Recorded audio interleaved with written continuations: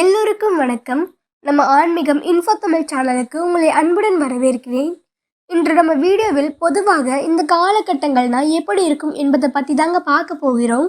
யாருக்கெல்லாம் யோகம் சேரப்போகிறது, யாருக்கெல்லாம் சவால்கள் வரப்போகின்றன என்பதையும் அதற்கான பரிகாரங்களையும் இந்த வீடியோவில் சொல்லியிருக்கிறேன் என்பதால் கடைசி வரைக்கும் கண்டிப்பாக பாருங்க. மிதுன ராசிக்காரர்களே, நவம்பர் மாதம் 2025ஆம் ஆண்டு இந்த வருடம் முடிவடையும் வேளையில் உங்கள் வாழ்க்கையில் என்னென்ன பெரிய மாற்றங்களை கொண்டு வரப்போகிறது, நவம்பர் 2025இல் கிரகங்களின் நிலை எப்படி இருக்கிறது, இந்த மாதம் குரு பகவான் உச்ச நிலையில் இருப்பார், அவர் உங்களுக்கு என்னென்ன பலன்களை வழங்கப் போகிறார், நவம்பர் மாதத்தில் சூரியனின் பெயர்ச்சி எப்படி இருக்கும், சனி கிரகம் நவம்பர் 27 அன்று வக்கிரம் நீங்கி நேராக சஞ்சாரம் செய்ய போகிறார், இதன் காரணமாக உங்களுக்கு என்ன மாதிரியான பலன்கள் இந்த மாதத்தில் கிடைக்கும், உங்களது குடும்பம் எப்படி இருக்கும், உங்களுடைய தொழில் எப்படி இருக்கும், இந்த மாதத்தில் உங்களுக்கு திருமண பாக்கியம் கிடைக்குமா, குழந்தை பாக்கியம் கிடைக்குமா, தொழிலில் நல்ல லாபம் உண்டாகுமா, வம்பு வழக்குகளில் இருந்து விடுபடுவீர்களா என அனைத்து விதமான உங்களுடைய சந்தேகங்களும் இதில் உங்களுக்கு தெளிவாக சொல்ல போகிறேன். எனவே முழுமையாக இந்த வீடியோவை பாருங்கள். மிதுன ராசிக்காரர்களே, நீங்கள் இந்த கிரக நிலைகளை நன்றாக புரிந்து கொள்ள வேண்டும். மூன்றாவது ராசியான மிதுன ராசியின் அதிபதி புதன். புதன் உங்கள் 6வது வீட்டின் ருணரோக சத்ருஸ்தானத்தில் செவ்வாயுடன் இருக்கிறார். சூரியன் மற்றும் சுக்கிரன் 5வது வீட்டில் இருக்கிறார்கள். கேது 4வது வீட்டில் இருக்கிறார். குரு பகவான் 2வது வீட்டில் தனஸ்தானத்தில் இருக்கிறார். ராகு உங்கள் 10வது வீட்டில் தொழில் ஸ்தானத்தில் அமர்ந்திருக்கிறார். சனி கிரகம் உங்கள் 9வது வீட்டின் அதிபதியாக இருக்கிறார். ஆனால் இப்பொழுது அவர் உங்கள் 10வது வீட்டில் தொழில் ஸ்தானத்தில் அமர்ந்திருக்கிறார். இதுதான் நவம்பர் மாதத்திற்கான கிரக நிலைகள். நண்பர்களே, உங்கள் காதல் உறவை பற்றி பார்ப்போம். நவம்பரில் உங்கள் அன்பு பாசம் எப்படி இருக்கும்? 5வது வீடு எவ்வளவு முக்கியமானது என்று பாருங்கள். இது படிப்பிற்கானது மட்டுமல்ல, இது காதல் உறவுக்கும் உரியது. மேலும் இது குழந்தைக்கும் நமது புத்திக்கும் உரிய வீடாகும். காதல் உறவில் சுக்கிரன் இப்பொழுது 5வது வீட்டில் இருக்கிறார். சுக்கிரன் என்பவர் உல்லாசம், காதல் மற்றும் உறவு ஆகியவற்றின் காரகர். 5வது வீட்டின் அதிபதியும் இங்கிருக்கிறார். நவம்பர் 23ஆம் தேதிக்கு முன் புதன் 6வது வீட்டில் இருக்கிறார். எதிர்பாராத அதிர்ஷ்ட வாய்ப்புகள் ஏற்படக்கூடும். நண்பர்களிடம் எதிர்பார்த்த உதவிகள் எல்லாம் கிடைக்கும். தெய்வ பக்தி அதிகரிக்கும். எடுத்த செயலை வெற்றிகரமாக முடிப்பீர்கள். பணப்புழக்கமும் அதிகரிக்கும். குடும்பத்தில் உறவினர்களுக்கிடையே இருந்த கருத்து வேறுபாடு நீங்கி சுமூகமான உறவு ஏற்படும். வெளி வட்டாரத்தில் மதிப்பும் மரியாதையும் கூடும். சிலருக்கு புதிய வீடு வாகனம் வாங்கும் வாய்ப்பு உண்டாகும். குடும்ப பெரியவர்களும் அவர்களது நண்பர்களும் உதவிகரமாக இருப்பார்கள். புதிய ஆடை மற்றும் ஆபரணங்களின் சேர்க்கை உண்டாகும். உங்கள் காதல் உறவில் பெரிய சண்டையோ பிரிவோ வராது. ஆனால் மிக சின்ன சின்ன விஷயங்களுக்காக தவறான புரிதல்கள் ஏற்படலாம். அதன் பிறகு எல்லாமே மீண்டும் சரியாகிவிடும். 5வது வீட்டின் அதிபதி 5வது வீட்டிலேயே அமர்ந்திருப்பதால் உங்கள் உறவு மிகவும் சிறப்பாக உள்ளது. இந்த மாதம் உங்கள் துணை உங்கள் மீது அன்பாகவும் பாசமாகவும் இருப்பார். உங்கள் உறவு நன்றாக இருப்பதால் நீங்கள் திருமணம் குறித்து அல்லது குடும்பத்தினரிடம் சொல்வது குறித்து திட்டமிட்டிருந்தால் நீங்கள் அது தொடரலாம். இந்த மாதம் சுக்கிரன் 5வது வீட்டில் வலுவாக இருக்கிறார். சிறிய தவறான புரிதல்களை கட்டுப்படுத்தினால் போதும். அடுத்தது உங்கள் ஆரோக்கியம் பற்றி தெரிந்து கொள்வோம். நவம்பர் மாதம் உங்கள் உடல் நலம் எப்படி இருக்கும்? முதல் வீடுதான் ஒருவரின் நோய் எதிர்ப்பு சக்தியையும் ஆரோக்கியத்தையும் குறிக்கும். முதல் வீட்டின் அதிபதி புதன். புதன் உங்கள் 6வது வீட்டில் இருக்கிறார். அவர் நவம்பர் 23 அன்று வக்கிரம் நீங்கி 5வது வீட்டிற்கு திரும்புவார். 6வது வீடு என்பது கடன், நோய், எதிரி ஸ்தானமாகும்.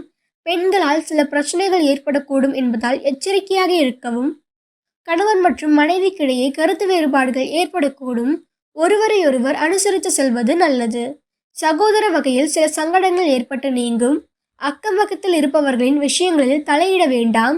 சிலருக்கு புண்ணிய தலங்களுக்கு செல்லும் வாய்ப்பு உண்டாகும். பிள்ளைகளால் தேவையற்ற பிரச்சனைகள் ஏற்படக்கூடும். அரசாங்க வகையில் எதிர்பார்த்த காரியம் முடிவடைவதில் சற்று தாமதம் ஏற்படுத்தும். வழக்குகளில் பொறுமை அவசியம். நவம்பர் 23ஆம் தேதிக்கு முன் புதன் உங்கள் 6வது வீட்டில் அமர்ந்திருப்பதால் புதன் என்பது நமது தோல், சருமம், தொற்று நோய்கள் மற்றும் ஒவ்வாமை, அலர்ஜி போன்றவற்றின் காரகன் ஆவார். எனவே நீங்கள் வெளியே செல்லும் பொழுது சுத்தம் இல்லாத இடங்களுக்கு செல்வது அல்லது ஆரோக்கியமற்ற வெளியுணவுகளை சாப்பிடுவது போன்ற காரணங்களால் உடனே தொற்று ஏற்படலாம். அதனால் உங்கள் தோலில் பிரச்சனை வரலாம் அல்லது வயிற்றில் பிரச்சனை வரலாம். இந்த விஷயங்களில் நீங்கள் கவனமாக இருக்க வேண்டும். குறிப்பாக நவம்பர் 22ஆம் தேதிக்கு முன் நீங்கள் மிகவும் கவனமாக இருக்க வேண்டும். ராசி அதிபதியே 6, 8, 12ஆம் வீடுகளில் அமரும் பொழுது அது சில சிரமங்களை கொடுக்கும். எனவே நோய் ஸ்தானமான 6வது வீட்டில் புதன் இருக்கும் வரை நீங்கள் சற்று கவனமாக இருக்க வேண்டும். நண்பர்களே, உங்கள் கல்வி எப்படி இருக்கும்? மாணவர்கள் எப்படி படிப்பார்கள் என்பதை பற்றி பார்ப்போம். 5வது வீடு தான் படிப்பை குறிக்கிறது. 5வது வீட்டில் சுக்கிரன் தனது சொந்த வீட்டில் அமர்ந்திருக்கிறார். 5வது வீட்டின் அதிபதி புதன் நவம்பர் 26ஆம் தேதி 5வது வீட்டில் வந்து அமருவார். மேலும் அவர் இங்கேயே இருப்பார். நவம்பர் 26ஆம் தேதிக்கு முன் சுக்கிரனின் நிலை மிகவும் சிறப்பாக உள்ளது. அலுவலகத்தில் அதிக பணிச்சுமை ஏற்படுவதால் மனம் சோர்வு, உடல் அசதியும் உண்டாகும். ஆனால் உயர் அதிகாரிகள் அனுசரணையாக இருப்பது ஆறுதலை தரும். சிலருக்கு திடீர் இடமாற்றம், பணி மாற்றம் ஏற்படக்கூடும். எதிர்பார்க்கும் சலுகைகள் கிடைப்பதில் தாமதங்கள் இருக்காது. நீங்கள் ஏதாவது தேர்வு எழுதப் போகிறீர்கள் என்றால் உங்களுக்கு நல்லது நடக்கும். அதனுடன் சூரியனும் 5வது வீட்டில் அமர்ந்திருப்பதால் உங்கள் தேர்வு ஒரு அரசு தேர்வாக இருக்குமானால் நவம்பர் 16ஆம் தேதிக்கு முன் உங்களுக்கு மிகவும் நல்லது. உங்கள் ராசிக்கு சனி, 7 சனி, அஷ்டம சனி போன்ற எந்த தாக்குதலிலும் இல்லை. சனி கேந்திரத்தில் அமர்ந்திருக்கிறார். சனியின் பார்வை 5வது வீட்டின் மீதும் விழவில்லை. இதன் பொருள் மாணவர்களாகிய நீங்கள் என்ன செய்ய விரும்புகிறீர்களோ அதை செய்யலாம். இவ்வளவு சிந்திக்க வேண்டியதில்லை. ஏனெனில் இங்கு சுக்கிரன் தனது சொந்த வீட்டில் 5வது வீட்டின் அதிபதியாக அமர்ந்திருப்பது மிகவும் நல்லது. நவம்பர் 26ஆம் தேதிக்கு முன் கல்வி மிகவும் சிறப்பாக எனக்கு தெரிகிறது. உங்கள் திருமண வாழ்க்கை எப்படி இருக்கும்? 7வது வீடு திருமண வாழ்க்கையை குறிக்கிறது. 7வது வீட்டின் அதிபதி குரு பகவான். குரு பகவான் இங்கு 2வது வீட்டின் தனஸ்தானத்தில் அமர்ந்திருக்கிறாரு. அதுவும் உச்ச நிலையிலும். மேலும் அவர் 7வது வீட்டை பார்க்கிறாரு.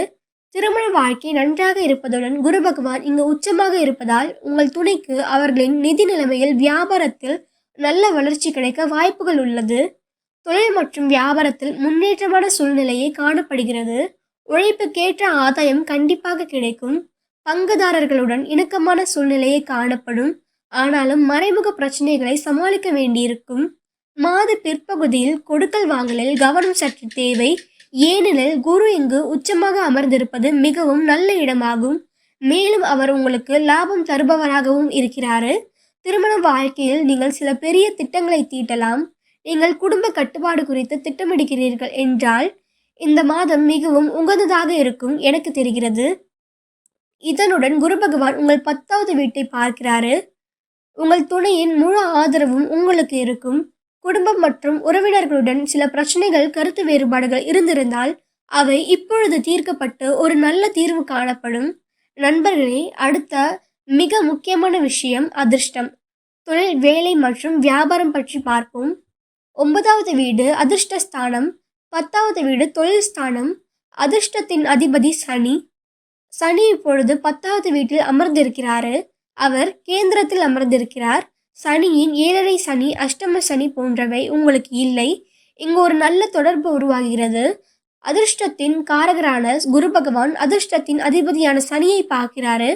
இதன் பொருள் நாம் எந்த ஒரு சிறிய காரியத்தை செய்தாலும் அல்லது பெரிய காரியத்தையே செய்தாலும் குருவின் ஆசீர்வாதம் இல்லாமல் எதுவுமே நடக்காது. குருவின் பெயர்ச்சி மற்றும் நிலையை பார்ப்பார்கள். குருவின் ஆசீர்வாதம் உங்கள் திருமணத்திலும் உங்கள் வாழ்க்கையிலும் உங்கள் அதிர்ஷ்டத்திலும் இருந்தால் அது பிரகாசிக்கும். அதிர்ஷ்டத்தின் அதிபதியான சனியை குரு பார்க்கிறார். அதாவது நீங்கள் எந்த காரியத்தை செய்தாலும் அது உங்களுக்கு சாதகமாகவே அமையும். குருஸ்தானத்தில் உச்சமாக அமர்ந்திருப்பதும் சனி கேந்திரத்தில் அமர்ந்திருப்பதும் ஒரு நல்ல தொடர்பு.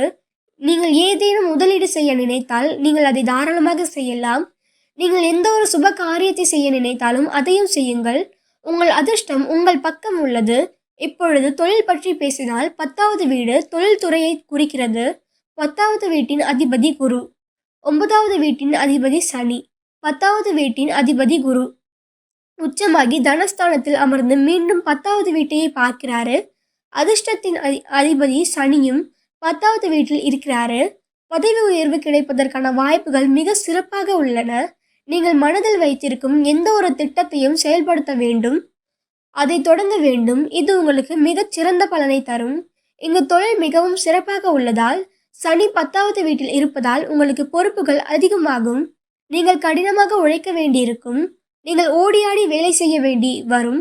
சனி 10வது வீட்டில் இருப்பதால் உங்களை தனியாக செயல்பட வைப்பார். அதே நேரத்தில் உங்களின் பதவி மாறலாம். உங்களுக்கு கௌரவம் அல்லது பாராட்டுகள் கிடைக்கலாம். ஏனெனில் குரு உங்கள் 10வது வீட்டை பார்க்கிறாரு.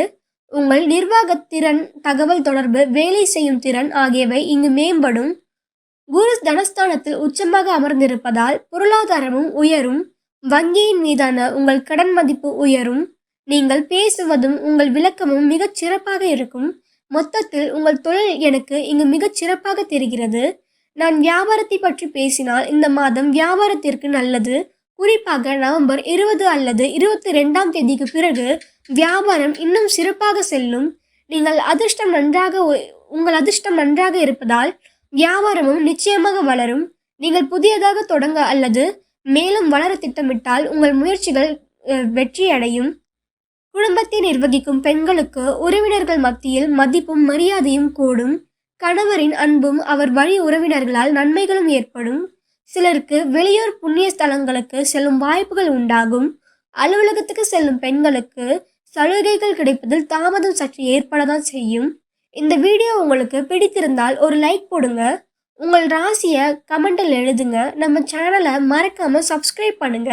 ஒவ்வொரு ராசிக்கும் தனிப்பட்ட பலன்கள், பரிகாரங்கள் மற்றும் ஆன்மீக தகவல்கள் அனைத்தையும் தொடர்ந்து வெளியிட போகிறோம். இறைவன் அருளால் உங்கள் வாழ்வில் சந்தோஷம், ஆரோக்கியம், செல்வம் நிலைத்திருக்கட்டும். இனிய நாள், இனிய வாழ்வு. நன்றி, வணக்கம்.